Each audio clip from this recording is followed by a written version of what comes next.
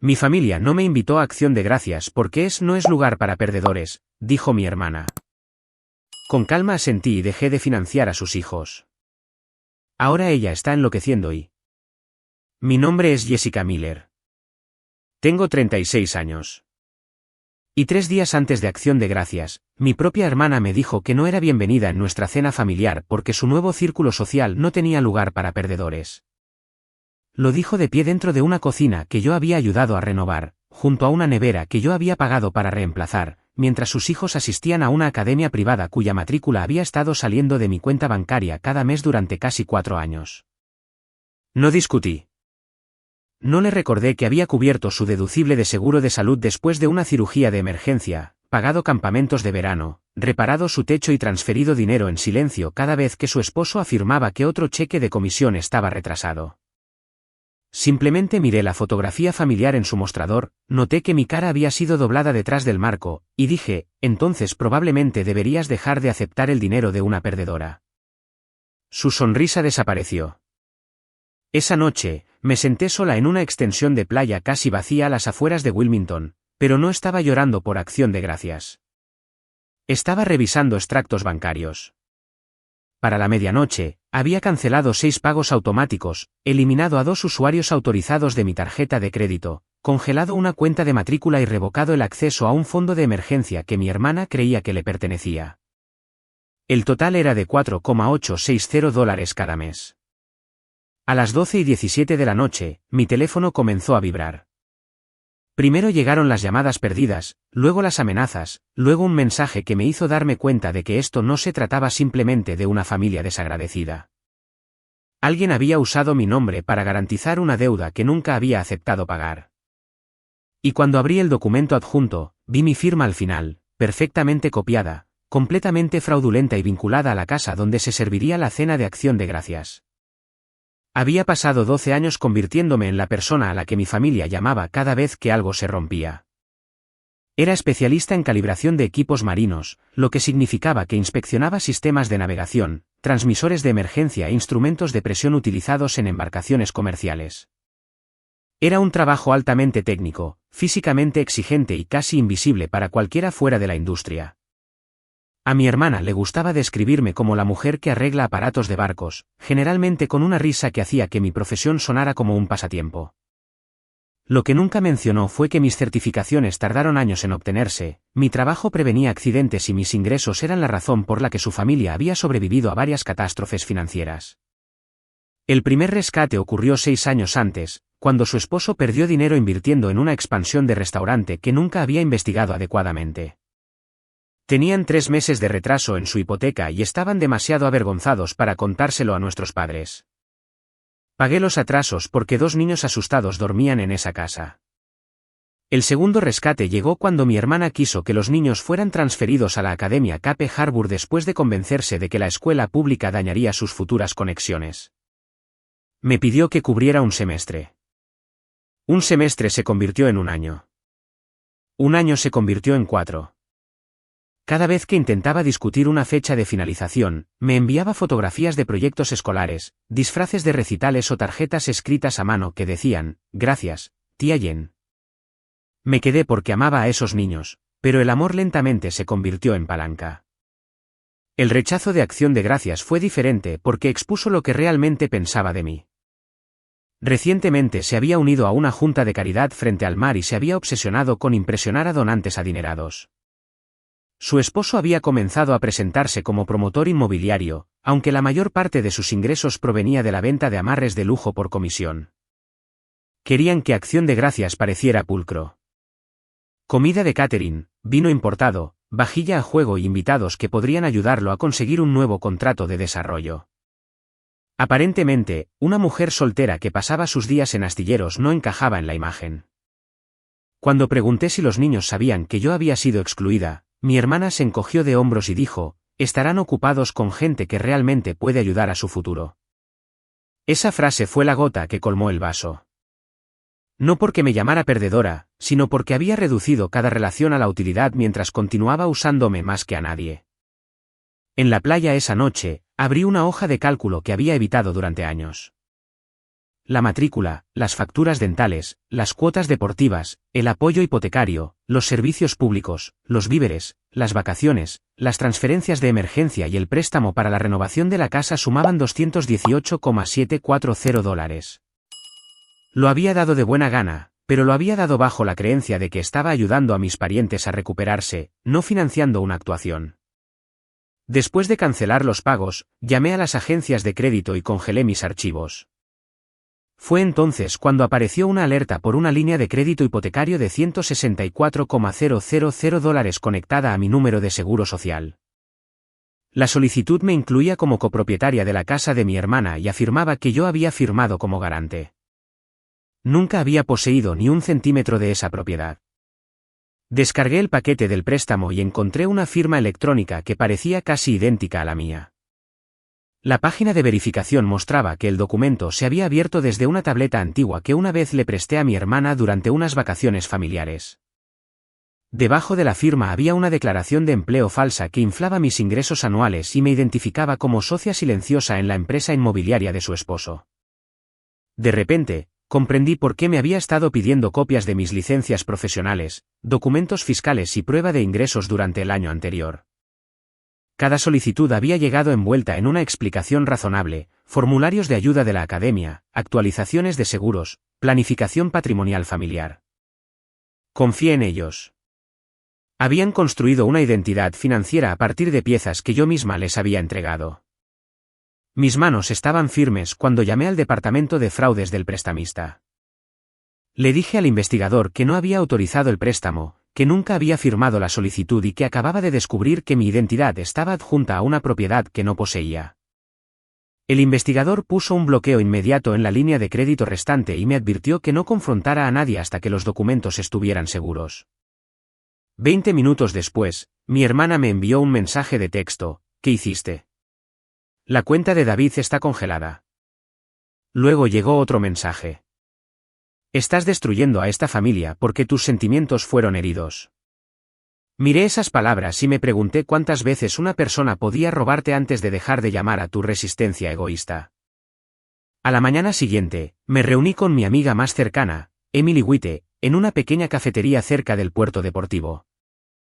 Emily era analista de fraude de seguros, lo cual era exactamente el tipo de coincidencia que mi hermana más tarde llamaría injusta. No necesitaba un discurso motivacional de ella. Necesitaba a alguien que entendiera registros, patrones y cómo la papelería ordinaria podía ocultar una traición extraordinaria. Deslicé el paquete del préstamo por la mesa y observé cómo cambiaba su expresión mientras examinaba las cifras de empleo, el certificado digital y la declaración de propiedad. Esto no es desesperación, dijo. Esto es planificación. Notó detalles que yo había pasado por alto. La solicitud afirmaba que la renovación de la casa había aumentado el valor de la propiedad en casi $300,000, pero las facturas adjuntas provenían de una empresa constructora registrada a nombre de uno de los antiguos compañeros de trabajo de David. Varias facturas estaban fechadas antes de que la empresa existiera legalmente. Una certificación de contratista usaba la misma falta de ortografía que aparecía en los correos electrónicos de David. Lo más inquietante de todo, el paquete incluía una carta supuestamente escrita por mí en la que declaraba que tenía la intención de asumir el préstamo si Sara y David experimentaban limitaciones temporales de flujo de efectivo. El lenguaje sonaba clínico, pero una frase venía directamente de un correo electrónico que había enviado años antes después de pagar su hipoteca: no dejaré que los niños pierdan su casa por un revés temporal. Habían tomado un acto de compasión y lo habían convertido en un consentimiento permanente. Emily me instó a conservar todo y contactar a un abogado. Antes del mediodía, había contratado a Olivia Reed, una abogada especializada en delitos financieros recomendada a través de la red legal de mi empleador. Olivia me dijo que la evidencia respaldaba posibles reclamaciones que involucraban robo de identidad, inducción fraudulenta, falsificación y tergiversación a un prestamista. También me advirtió que el banco podría actuar contra la casa si el préstamo se había obtenido mediante fraude y los prestatarios no podían refinanciarlo sin mis ingresos. Eso debería haberme asustado. En cambio, aclaró lo que estaba en juego. Sara y David no solo habían tomado dinero, sino que habían construido su estilo de vida asumiendo que yo permanecería demasiado leal para exponerlos. Mientras Olivia preparaba las notificaciones formales, mi hermana cambió de táctica. Sus primeros mensajes fueron de enojo. Sus siguientes mensajes fueron amables. Dijo que el comentario de acción de gracias había sido una broma que salió mal. Dijo que los niños estaban llorando. Dijo que nuestra madre estaba confundida y desconsolada. Luego envió una fotografía de la mesa del comedor con una silla vacía y escribió: «Siempre te guardamos un lugar». Amplié la fotografía. No había tarjeta de lugar en ese asiento, ni plato, ni vaso. La silla había sido traída de otra habitación después de que cancelé los pagos. Estaba fabricando pruebas de amabilidad porque el verdadero problema ya no era acción de gracias. Era el control. Esa tarde, llegó a mi apartamento con David. No los invité a entrar. David comenzó diciendo que el préstamo fue un malentendido causado por su corredor. Sara se paró detrás de él, mirándome como si hubiera violado alguna regla privada al leer documentos creados a mi nombre. «Sabías que estábamos renovando», dijo ella. «Sabías que la casa era para los niños». Saber sobre pintura y gabinetes no es aceptar una deuda de $164,000, respondí. David insistió en que yo había accedido verbalmente a ayudar a asegurar la financiación durante una cena familiar. Le pedí que dijera la fecha. No pudo. Le pregunté por qué la solicitud me incluía como copropietaria. Dijo que el banco requería una estructura simplificada. Le pregunté por qué mis ingresos se habían inflado en $42,000. Su rostro se tensó. Entonces Sara dejó de fingir. «Después de todo lo que hemos hecho para hacerte parte de esta familia, ¿vas a esconderte detrás de tecnicismos?», exigió.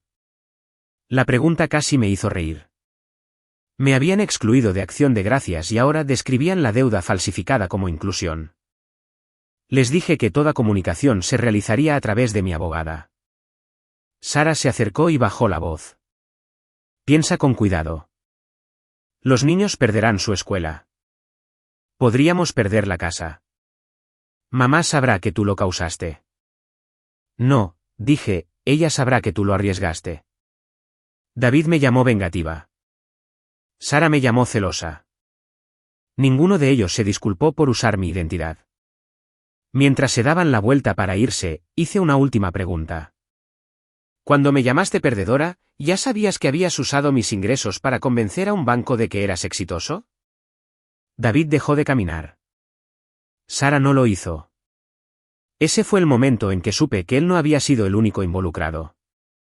Ella siempre había afirmado que él controlaba las finanzas, pero su silencio respondió lo que sus lágrimas nunca harían.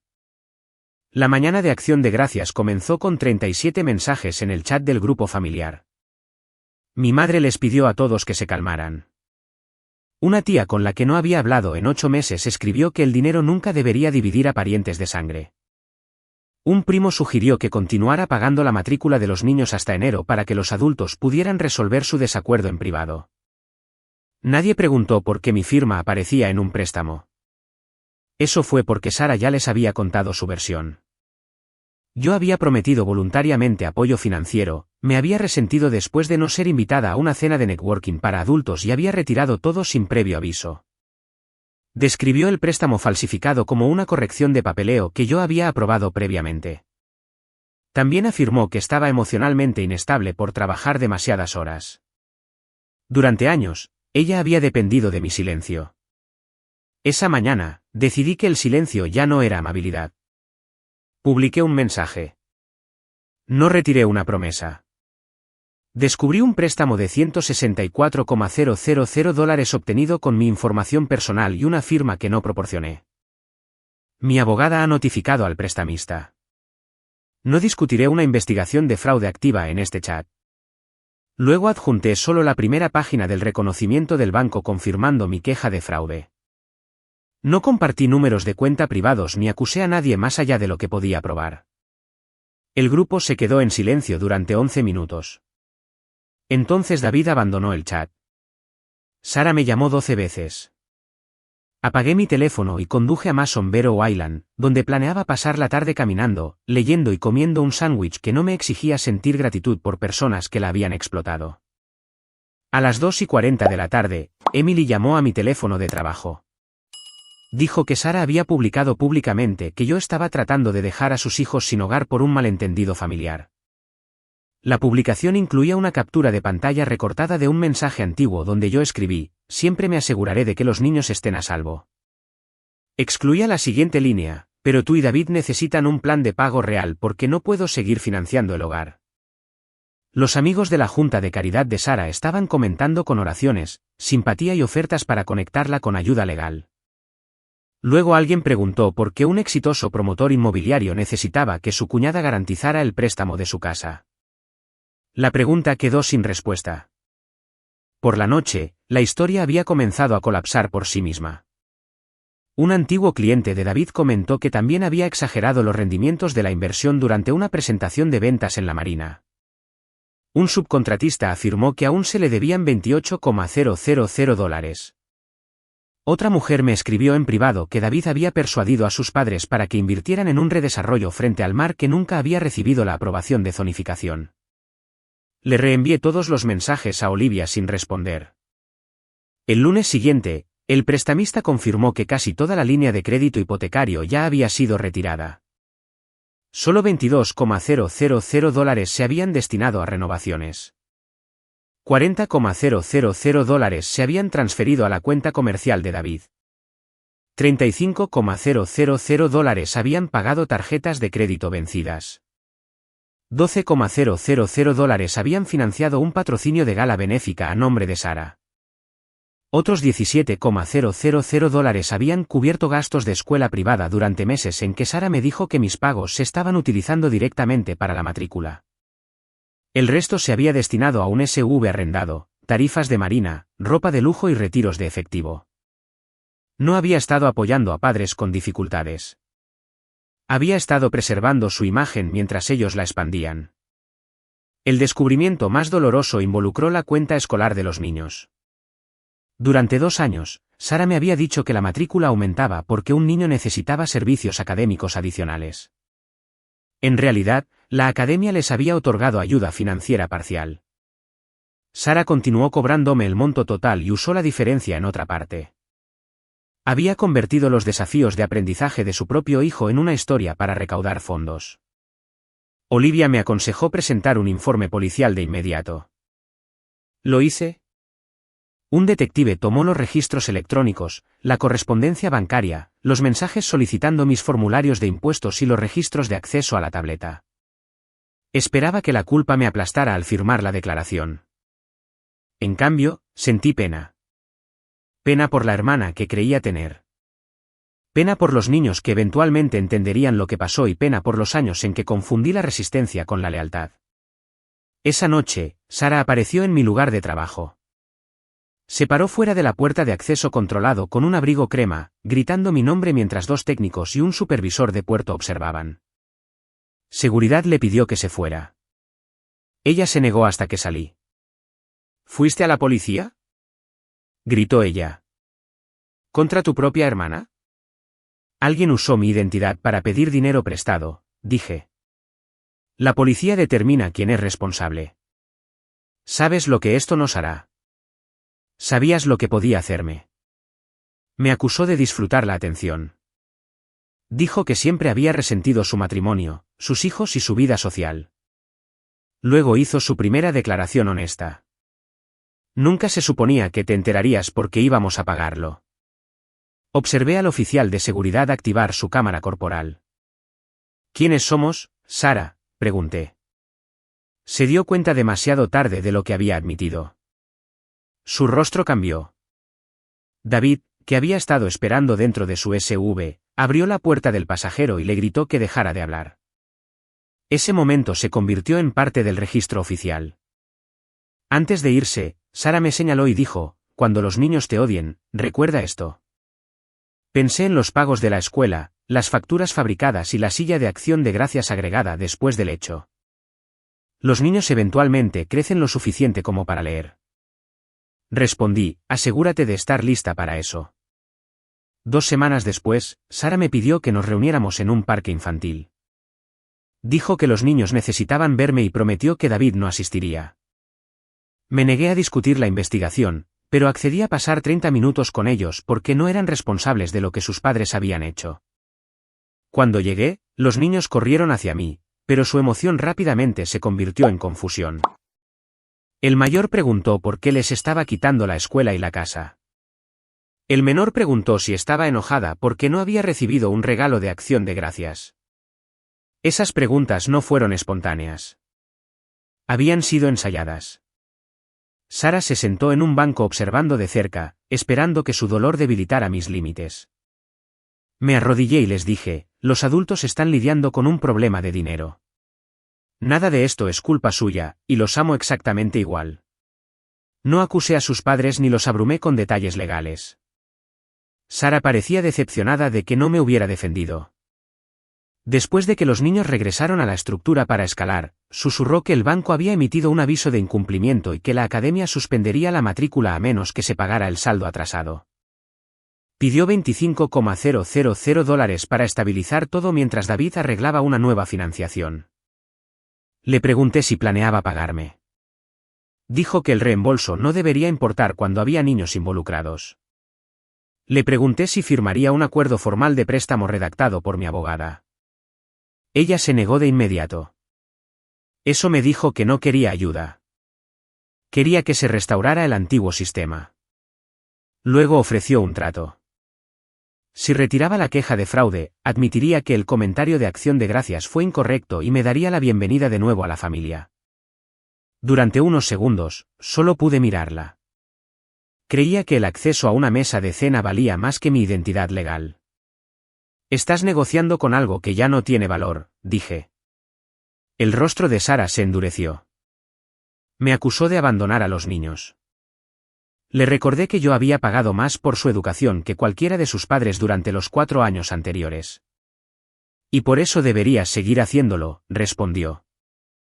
Ahí estaba. La creencia detrás de cada disculpa. Mi generosidad pasada no había inspirado gratitud. Había establecido una obligación permanente. Terminé la reunión y abracé a los niños para despedirme. Mientras me alejaba, el mayor corrió tras de mí y deslizó un dibujo doblado en mi mano. Mostraba a nuestra familia en acción de gracias. Todos tenían una silla excepto yo. Yo estaba dibujada fuera de la ventana sosteniendo una bolsa de dinero. Al final, con letra de niño, estaban las palabras, mamá dice, puedes entrar cuando dejes de ser mala.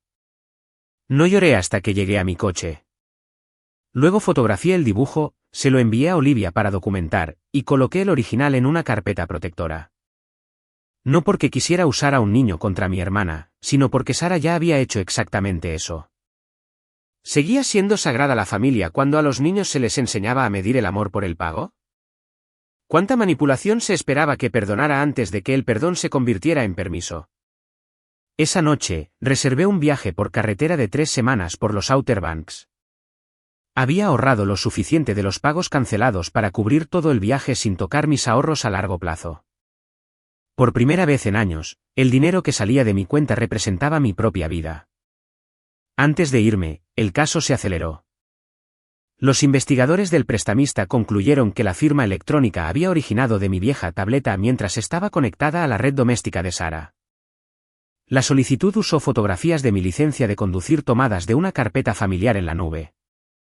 Mi supuesta carta de consentimiento había sido creada en la computadora portátil de Sara. El corredor de David afirmó que Sara proporcionó los documentos y le aseguró que yo era una inversionista silenciosa que prefería no asistir a las reuniones. David respondió culpando a Sara. Dijo a los investigadores que ella manejaba las finanzas del hogar y había malinterpretado mi voluntad de ayudar. Sara culpó a David y dijo que firmó documentos que él le puso delante sin leerlos. Su frente unida duró menos de un mes. El banco aceleró el préstamo, reportó el presunto fraude y comenzó los procedimientos de ejecución hipotecaria porque la hipoteca legítima ya estaba atrasada. El empleador de David lo suspendió después de que varios clientes se quejaron de tergiversaciones. A Sara se le pidió que renunciara a la Junta de Caridad cuando los miembros se enteraron de que $12,000 del préstamo en disputa habían financiado el patrocinio de la gala que le valió una posición de liderazgo. Publicó en línea que estaba siendo perseguida por personas celosas, pero cada nueva declaración contradecía la anterior. Primero, yo había aprobado el préstamo. Luego, yo lo había malinterpretado. Luego, David había manejado todo. Luego, el corredor había falsificado los registros. Para cuando afirmó que los hackers eran los responsables, incluso nuestra madre dejó de repostar sus mensajes. 3 días antes de mi partida, recibí una invitación formal a una reunión familiar en la casa de Sara.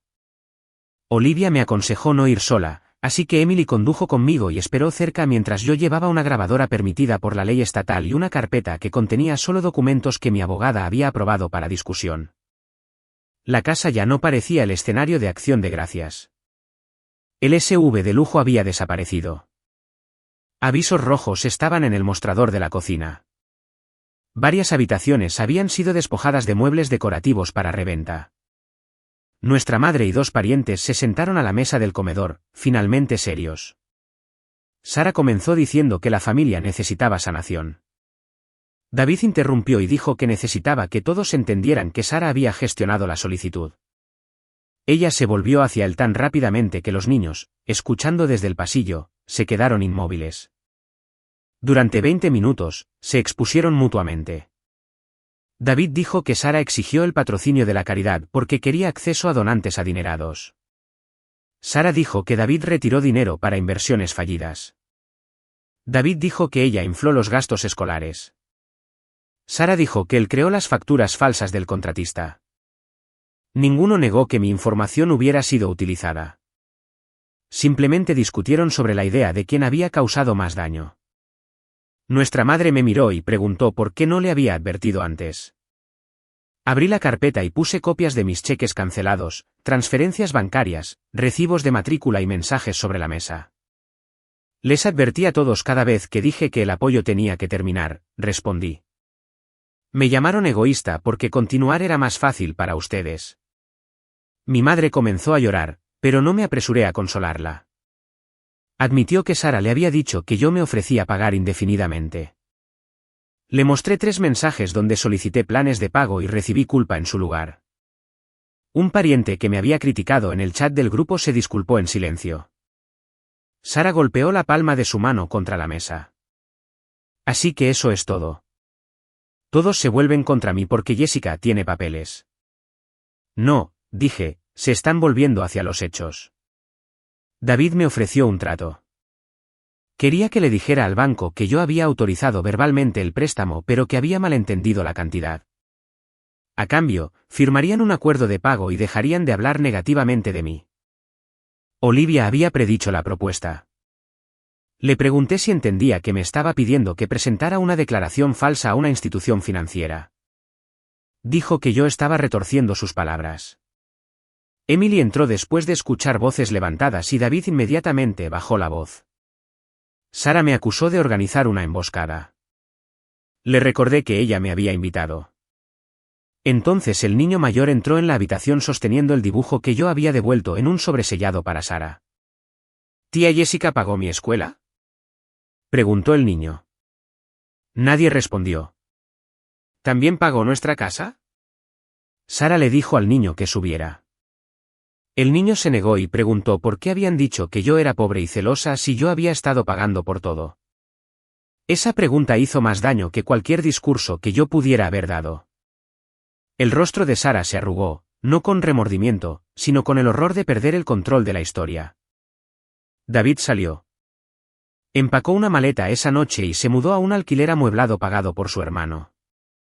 En una semana, solicitó la separación legal y comenzó a cooperar con los investigadores en un intento de reducir su propia exposición. Sara me llamó desde 3 números diferentes, a veces disculpándose, a veces amenazando con revelar historias privadas de la infancia, a veces rogándome que rescatara la casa para los niños. Bloqueé cada número y reenvié cada mensaje de voz a Olivia. Luego comencé mi viaje por carretera. Crucé el puente hacia los Outer Banks antes del amanecer, sin despedidas dramáticas y sin la fantasía de que la distancia borraría lo sucedido. La libertad no era olvidar. La libertad era negarse a volver al papel que casi me había destruido. Durante la primera semana del viaje, visité pequeños museos marítimos, subí escaleras de faros desgastados y me detuve en muelles de reparación independientes donde la gente se sorprendía al conocer a una mujer que podía identificar una baliza de emergencia defectuosa por el sonido. Había pasado años permitiendo que mi familia definiera mi trabajo como evidencia de que me faltaba estatus. Lejos de ellos, recordé lo que mi profesión realmente representaba. Precisión, responsabilidad y la capacidad de detectar el peligro antes de que se convirtiera en desastre. La lección era casi vergonzosamente clara. Había sido entrenada para probar alarmas en barcos. Sin embargo, había ignorado cada alarma en mi propia familia. Las solicitudes de emergencia que nunca terminaban. Los documentos que necesitaban con urgencia. Las conversaciones de pago que se convertían en acusaciones. El amor ofrecido con más calidez cuando se debía dinero. A mitad del viaje, Olivia llamó con una actualización. Los fiscales aún no habían tomado decisiones finales sobre los cargos, pero el banco había presentado una acción civil buscando la recuperación de Sara y David. David había perdido su puesto permanentemente después de una revisión interna que encontró que había tergiversado las inversiones de los clientes. La Junta de Caridad de Sara emitió una declaración pública distanciándose de su contribución a la gala. La academia permitió a los niños terminar el semestre a través de un programa de asistencia de emergencia, pero Sara tuvo que transferirlos después. La casa fue listada en una venta supervisada por la corte. La empresa inmobiliaria de David colapsó cuando los inversores se retiraron. Sara se mudó con los niños a la casa más pequeña de nuestra madre, donde las apariencias de lujo ya no eran posibles. No celebré que los niños perdieran sus dormitorios o escuelas. La venganza no se sentía como animar mientras personas inocentes sufrían. La satisfacción vino de algo más tranquilo. Las consecuencias finalmente pertenecían a los adultos que las crearon. Ya no absorbía cada impacto para que pudieran seguir fingiendo que nada estaba mal. Sara envió un último correo electrónico titulado, «Obtuviste lo que querías». Escribió que había perdido su matrimonio, su hogar, su reputación, sus amistades y el respeto de sus hijos porque me negué a mostrar misericordia. Lo leí 2 veces antes de responder a través de mi abogada. Mi respuesta fue una frase. Esas pérdidas siguieron a tus decisiones, no a mi límite. Varios meses después, el caso civil terminó con un acuerdo. La garantía fraudulenta fue eliminada de mi historial crediticio. La deuda restante fue asignada a Sara y David, y acordaron reembolsar una parte de mis gastos legales. David llegó a un acuerdo separado con los clientes afectados. Sara evitó el encarcelamiento pero recibió libertad condicional, asesoramiento financiero obligatorio y una obligación de restitución después de aceptar la responsabilidad por presentar documentos falsos. También se le prohibió abrir cuentas a nombre de otra persona o actuar como representante financiero de sus hijos sin supervisión. El resultado no restauró los años ni la confianza, pero puso la verdad en un registro que ella no podía editar. Mi relación con los niños continuó cuidadosamente a través de visitas supervisadas organizadas por nuestra madre. Nunca discutí el caso a menos que hicieran una pregunta apropiada para su edad. No necesitaba que odiaran a sus padres para que me amaran. Solo necesitaba que nuestra relación dejara de ser utilizada como una demanda de pago. Una tarde, el niño mayor se disculpó por el dibujo. Dije que no era necesaria ninguna disculpa. Dibujaste lo que te dijeron, expliqué. Crecer significa aprender que los adultos pueden equivocarse, incluso cuando suenan seguros. El niño preguntó si alguna vez perdonaría a Sara. Respondí honestamente. Quizás el perdón sea posible, pero la confianza requiere evidencia. Esa distinción me cambió. El perdón es una decisión interna para dejar de llevar veneno. La reconciliación es un acuerdo externo que requiere rendición de cuentas, seguridad y un cambio sostenido. No son lo mismo, y nadie tiene derecho a ambos. El último día de mi viaje, regresé a la playa donde había cancelado esos pagos. El lugar parecía ordinario. No hubo un atardecer perfecto ni una señal dramática del universo. Me paré junto a mi coche, revisé mi teléfono y vi un depósito de un nuevo contrato de consultoría que había aceptado con una empresa de seguridad costera. Durante años, casi $5,000 al mes habían desaparecido en la actuación de éxito de otra persona. Ahora, usé parte de ese dinero para abrir un fondo de becas para mujeres que ingresan a oficios técnicos marinos. Lo llamé Beca Faro porque un faro no rescata un barco llevándolo. Ayuda a las personas a ver dónde están antes de chocar. Mi familia me llamó perdedora porque mi vida no parecía impresionante en su mesa de acción de gracias. Pero la mesa, la casa, la escuela, la ropa y el estatus habían sido apoyados por la mujer a la que se avergonzaban de invitar. Cuando retiré mi dinero, no destruí sus vidas. Quité el disfraz.